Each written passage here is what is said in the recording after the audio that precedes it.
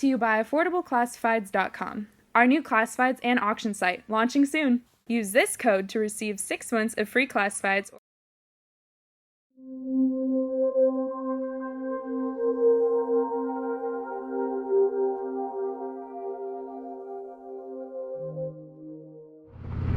Let's go back to the stereo. AM, FM, of course, weather band. Stereo. Harley did it right. They put 4 speakers in. You can't do a touring bike with 2 speakers. You're never going to get the sound to the rider. Never. I don't care how powerful it is. It's just the way the wind envelops everything and all that. It's not going to get there. This has 100 watts of power. It has 4 speakers. And once I dialed in front to back, which you do through here, it's like, there, I found it. Boom, haven't touched it since. And high quality audio, very powerful, which you need to be, and it gets to me, the rider. When I was on the back, it gets to the passenger. But it gets to me, the rider, almost all the time. There are so many touring bikes that do not accomplish that task, which is sad. This does. Once again, very, very high marks for that. Now the auto volume control, you know, you're going down the road, you have the stereo really loud because that's what it takes to hear it. You come up to a stoplight, you embarrass yourself, it's just blaring. Well, that's what auto volume control does. I finally found it on this, put it on max, and it's not enough. It still needs more difference from really loud to really quiet. It's just not enough. It helps, but it doesn't go from really loud to really quiet. You can't adjust that in. At least that's what I found at the highest setting. Wish it did more. Now let's get to handling and weight and all those things. I'm going to piss some Harley people off here, but so be it. This bike feels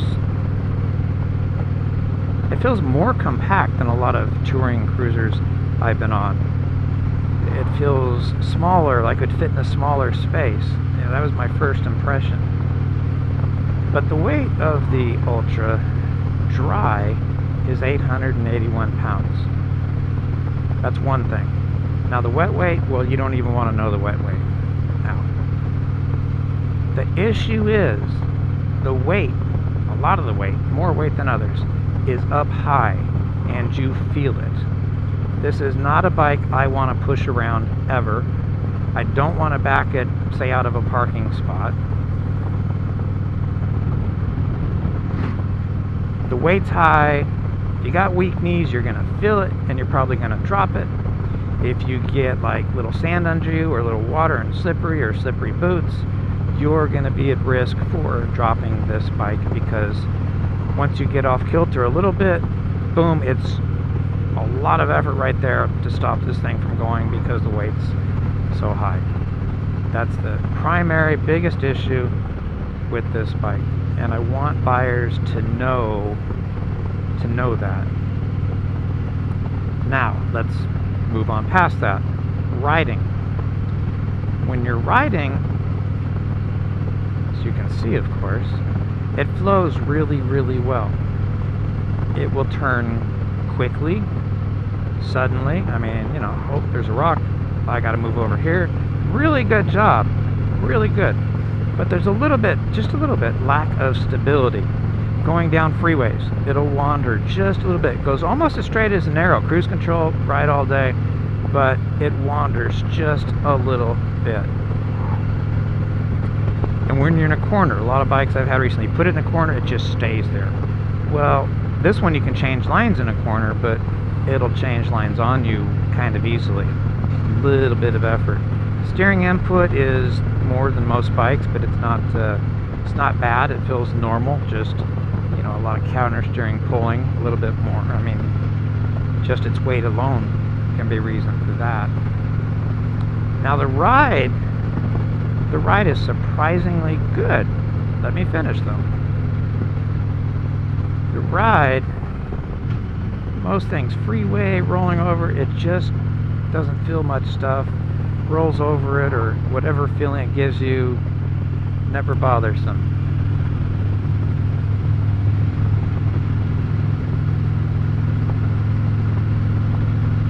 but there's a place where that ends, and that is pothole type bumps, sudden sharper edges. The suspension goes away, and it gets loud, and it gets jerky, and it just kind of tenses you up. So bad roads, things like that, not the forte of the suspension. On most smooth stuff to semi-smooth stuff, you know, it tracks well and it rides really nice. And once again, you're never thinking about the ride on this bike. Well, right there I was, but in normal riding, you're not thinking about the ride quality of this bike because it just works. Another sign that it's just so good that you don't notice it. It's got plenty of low end torque. It's not a tractor. Some of the bikes, the competition, are tractors. This isn't. And then it's got a surprisingly amount of higher end. You get the revs up, and it'll get into this magic place, and it starts pulling really, really well. Kind of surprising that the power is up there. Enjoyable, usable. There's always enough power. It's just that some of the competition has put bigger engines or more powerful engines. And this one, at slow speed, say around town, when you turn the throttle, you hear the air intake, not the exhaust. And it's kind of an automotive type intake. It's not that really cool gurgle, you know, intake sound. And I just noticed last night, if you go behind this bike and stand behind it, that's when it sounds best. You can hear it loping along. It sounds really, really good when you're off the bike. On the bike, it sounds fine. Like I said, intake noise at slow speeds around town.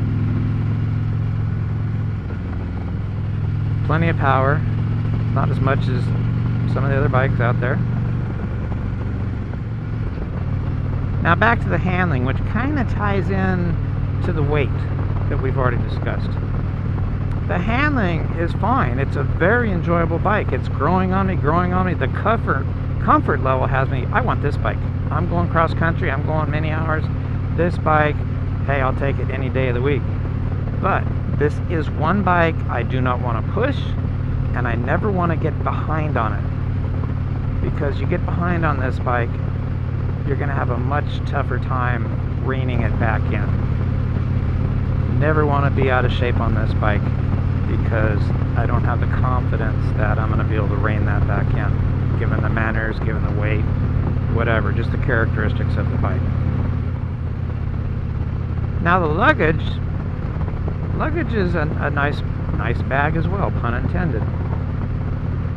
The top trunk is slightly larger than 2 years ago, but it's got the sideways lifting trunk lid, and it's just like a wide compartment. You can, if you have things packed, you can just set them in there and get to them easy, pull them out. It's really nice. It's almost like nothing is stacked on top of each other. Very easy to get things. The sideways opening, I have no issues with it. It's definitely different, and it's worked just fine. It gives you total opening to the compartment, that's for sure. Now what's desperately lacking in the tail trunk, there is no light. No vanity light. You open it, there's never light. I've got a 12-volt socket there. We have no light. A nice bright LED would be nice, thank you, Harley-Davidson. The other thing lacking on this bike, a pure touring bike, as Harley lists it, as they say, the people that ride the most miles, that ride more Harley miles than any other Harley owners, this bike. That's what the research shows. There are no heated grips. I don't understand it. This bike deserves it. That would make a really neat bike even better. It's sorely missing. Don't understand it. Do like the 4 speakers though. Now, back to the bags. The side bags you can take off the bike in, say, 15 seconds.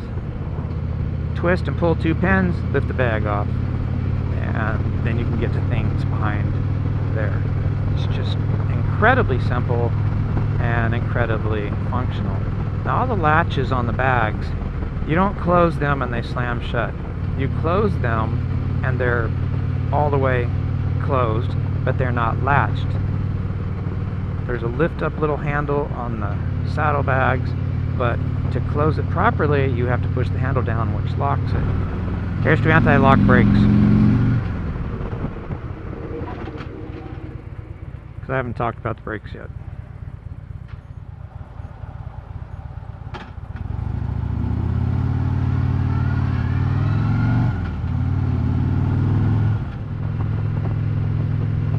Okay, let's get to the brakes on the Road Glide Ultra.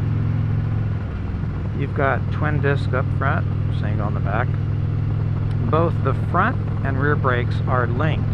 So, pull the front brake, you're going to get some of the back brake. Pull the front, oops.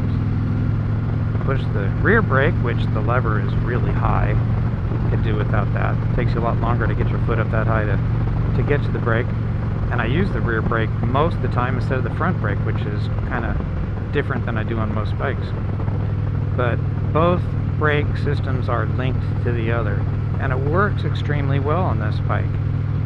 And what I like even more about these brakes is that the initial bite on the brake system is pretty darn strong. So you tap the brake and they really grab quick and easy, which is what you want and need on this bike. It's really nice. I'm always just using the rear brake pedal, which gives me some of the front, and that initial bite is really awesome. I really love that. Now when you get on the brakes hard, you got a big bike, they're pretty strong, they get the job done, and on top of all that you have anti-lock brakes. Now I'm going to say two contrary things here. The anti-lock brake system, what happens when an anti-lock hits, it goes da-da-da-da-da, it releases, grabs, and how quickly it does that is how well those brakes work. Because if you release because it's sliding, but you'd never close, you just keep traveling distance, and that's not what you want when you're on the brakes. These brakes pulsate really slow, so between grabbing, releasing, you move a long ways. Versus da da da da da, it's like da da da da, and you just da da da. I mean, it could be a lot better. But given that, here's the contrary part. These brakes, say you come up and you have to brake real hard and it's sand. These brakes will do the job. They will get the bike stopped. They will do it in a straight up manner. Just trust me on that. So, the Road Glide Ultra is growing on me more and more and more. The comfort is a huge part of that. The bags, I like them as well as any bags. I like they come off easy. The seat, the bar position used to get to my back a little bit, but I've been many hours. It's not getting to my back, so I guess I've been broken into the Ultra and the squeeze of the bars. So there's so many things I really like about this bike. You're gonna have to really watch the weight. If you're nervous around pushing a bike already, this probably isn't the bike for you. Save yourself that trouble. If you're really confident in moving bikes and your strength and your knees and your this and your that, hey, go for it. Well, you know, my time with the Ultra is winding up, so you gotta record when you can here. Now, the more time I spend with this bike, the more I'm falling in love with a lot of things about it. I mean, it's growing on me, and it's growing on me big time. First of all, its long range comfort simply can't be beat. It may very well be the most comfortable motorcycle out there today for long travel. Now, there's a lot of other great little things about the bike I just want to point out. The fuel cap, well, it should be attached. If you take it off, you got to set it on the seat, and you can lose it. But it's the best filling motorcycle I think I've ever, this is ice, think I've ever had. You know, no lead, gasoline nozzle, you stick it in the filler, you can fill it at full speed. When it turns off, the gas tank is full. I mean, it's just simple, no hassle, no hole. I mean, it's just perfect. Most bikes are, you know, a hassle to fill for obvious reasons, but this one is fabulous. Now, other things like the control for the LED here for range, trip 1, trip 2 odometer, it's on the back of the pod, and it's in the perfect place for on or off the bike, like when you're filling it up. It's just simple and perfect. The cruise control, it's absolutely perfect. Picks up immediately. If you want to accelerate or decelerate, move the speed up or down, it's perfect. Off and on is quick. How it takes up instantly is probably its best feature. I mean, it's perfect.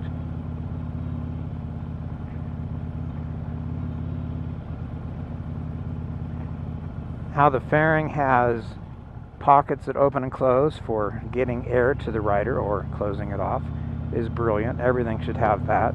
The airflow through the fairing having a vent that opens or closes that changes the dynamics of the flow. Every bike should have that. The analog gauges, they're just so easy to pick up, just scan. It's never have to stare, it's just boom, instantaneous, you know what's going on. They're attractive, they're easy to read. The clock in the corner here, always on. It's a thick LED readout and easy to see. It's just perfect. There's a lot of things on this bike that just stand out and really, really make it a nice experience. And those are just some of them. Transmission, gear ratios are spot on. Shifting is always good. Clunky like all cruisers, all Harleys. But that's what everyone expects. That's the standard. The Japanese have built that into theirs. And that's what you get. But it always shifts very, very well. The only thing is, neutral is hard to find. But shifting is very good.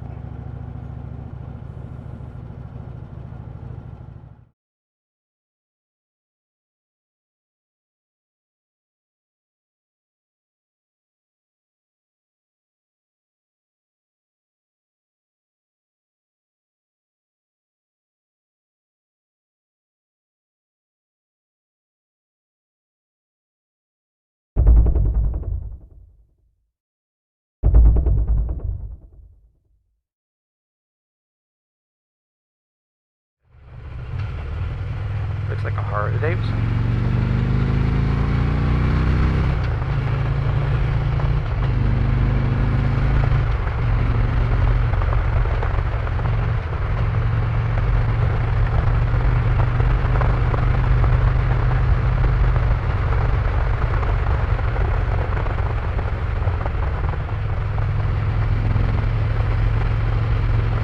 Oh, didn't make it again. Here's to anti-lock brakes.